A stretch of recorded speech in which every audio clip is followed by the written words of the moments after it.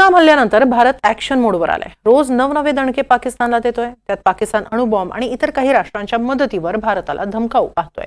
अशात संपूर्ण जगाचं लक्ष भारत पाकिस्तान संबंधांकडे लागलंय। कुणी भारताला पाठिंबा देतंय तर कुणी पाकिस्तानसाठी युद्धनौका पाठवतंय। काय काय घडतंय या आघाडीवर पाहूया एक सविस्तर रिपोर्ट। आम्ही भारतासोबत, जपानची ग्वाही। आमचा भारताला पाठिंबा, पुतीन यांचा मोदींना फोन। तुर्कीची युद्धनौका कराची बंदरात दाखल। इराणची भारत पाकिस्तानमध्ये मध्यस्थीची तयारी। पहलगाम हल्ल्यानंतर भारतानं कठोर पावलं उचलत पाकिस्तानला नामोहरम केलंय। त्यामुळे आता पाकिस्ताननं आंतरराष्ट्रीय स्तरावर गळा काढायला सुरुवात केली आहे। अशात भारताला एकटं पाडण्याचा पाकिस्तानचा केविलवाणा प्रयत्न सुरू आहे। मात्र प्रत्येक वेळी पाकिस्तान पार तोंडावर आपटतोय। कारण रशियन राष्ट्राध्यक्ष पुतीन यांनी पंतप्रधान नरेंद्र मोदींना फोन केला आणि दहशतवादाविरोधात रशिया भारतासह असल्याचं आश्वासन दिलं। पहलगाम हल्ल्यातील मृतांबाबत त्यांनी पंतप्रधानांकडे शोकही व्यक्त केला। रशिया म्हणजे चीनचा मित्र आणि चीन भारताचा शत्रू तर पाकिस्तानचा मित्र। तरीही रशिया भारत यांच्या संबंधांवर या आंतरराष्ट्रीय समीकरणांचा कधीच परिणाम झाला नाही। भारताला मदत करताना रशियानंही कधी हात आखडता घेतला नाही। युक्रेन बरोबरच्या संघर्षात भारतानं घेतलेल्या शांततेच्या भूमिकेचाही रशियानं आदर केला। तर भारतानंही या संघर्ष काळात रशियाकडून तेल खरेदी केली। अगदी पाश्चिमात्य देशांनी यावरून भारतावर टीका केली, तरी भारतानं कायम आपली भूमिका स्पष्ट ठेवली।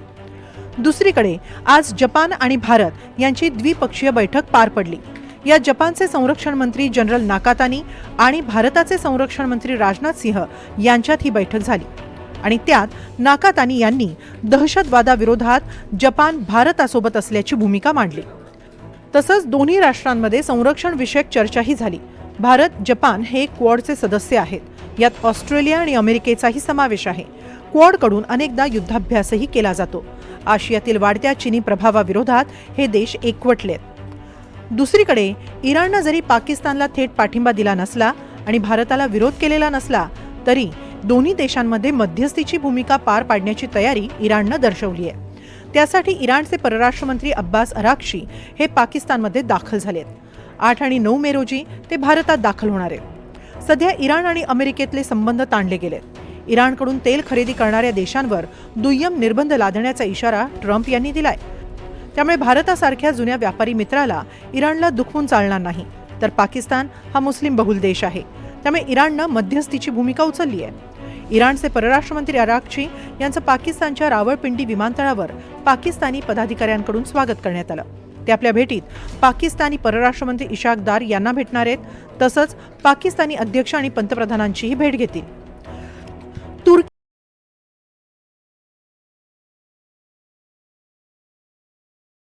कराची बंदरात ही नौका दाखलही झाली आहे। याआधी पहलगाम हल्ल्यानंतर तातडीनं तुर्कीनं पाकिस्तानला पाठिंबा जाहीर केला होता।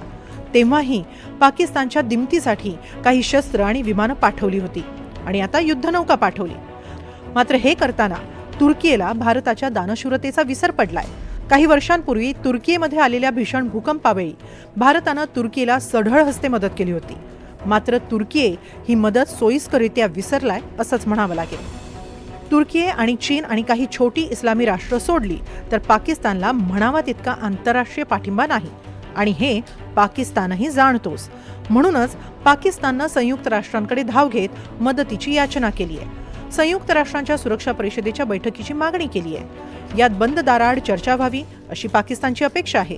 मात्र ज्या सुरक्षा परिषदेकडे पाकिस्तान गेलाय त्यातील बहुतांश सदस्य भारताचे चांगलेच मित्र आहेत। सुरक्षा परिषदेत चीन, रशिया, अमेरिका, ब्रिटन, फ्रान्स हे स्थायी सदस्य आहेत। तर गैरस्थायी सदस्यांमध्ये Algeria, Denmark, Greece, Guyana, Pakistan, Panama, दक्षिण कोरिया, सिएरा लिओन, स्लोव्हेनिया आणि सोमालिया या देशांचा समावेश आहे। यातील चीन सोडला तर बाकी सर्व देश भारतासोबत आहेत।